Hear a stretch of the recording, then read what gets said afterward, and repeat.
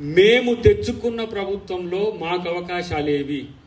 మేము మీకోసం రోడ్డున పడి తిరిగితే ఇక్కడ కుర్చీల్లో కూర్చొని రాసుకున్న వాళ్ళకు ఉద్యోగాలు వచ్చినాయి, మరి మా సంగతి ఏంటని మీరు మమ్మల్ని నిలదీసినట్టుగా కనపడ్డది ఇక్కడ. ఇదే కాకుండా 2 లక్షల ఉద్యోగాల ఇంతకుముందు మన మిత్రుడు అన్నట్టు ఎంత మేరకు ఉన్నదో వాటి విషయాలు కూడా నా ద్వారా తెలియజేసే ప్రయత్నం చేయడం కాకుండా జీపీఓస్ కూడా సంబంధించి నేను పెద్దలతో మాట్లాడి మీ కాడికి రావాలంటే ఏదో ఒకటి చెప్పకుండా నేను రావడం కూడా భావ్యం కాదు.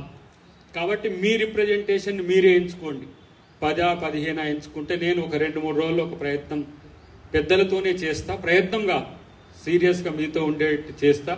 మీరేంటంటే ఎందుకంటే అందరూ మీతో భయపడుతున్నది, వస్తున్నప్పుడు కూడా దయాకర్ నువ్వు మరి లైబ్రరీ దానికాడికి పోతున్నావు, మళ్ళీ గొడవ అవుతుంది, రచ్చ అవుతుంది అంటే ఎవరి మీద గొడవ పెడతారు? మనోళ్ళు మన మీద గొడవ పెట్టడం కూడా మనం శత్రువులు లెక్క చూస్తామా? మన నిరుద్యోగులు, మన యువకులు తెలంగాణ కొరకు పోరాడిన రక్తం ఇది.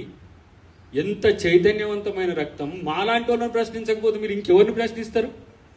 మేమే కదా ఆ రోజు మేము ఏ ప్రయోజనాల కొరకు ఏ జేఏసీలకు తెచ్చినామో నాకు తెలుసు.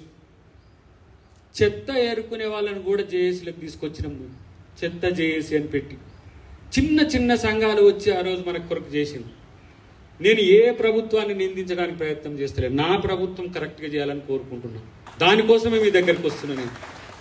లేకపోతే ఎందుకు చాలా మంది చాలా పోస్టులు తీసుకొని హాయిగా ప్రశాంతంగా ఇంత రక్కస్ కొరకు ఇంత రచ్చ కొరకు ఎవరు రారు. కానీ మేము ముద్దాయిలం కావద్దు ప్రజల ముందు. ఎందుకంటే ఏ ప్రయోజనాల కొరకు తెలంగాణను సాధించుకున్నామో ఆ ప్రయోజనాలు సాకారం కావాల్సిన అవసరం ఉంది. అది మీలాంటి వాళ్ళకు మేలు జరిగితే మీరు కదా తెలంగాణ భవిష్యత్తు. రేపు ఇలా ఒక కొత్త అంశం వచ్చింది, ప్రైవేట్ రంగంలో రిజర్వేషన్లకు సంబంధించి. ఇలా ఆంధ్రప్రదేశ్ ప్రభుత్వము 90% రిజర్వేషన్లు ఇస్తే మనం కూడా భూమిపుత్రులకు 80% రిజర్వేషన్లను అనుకున్నాం.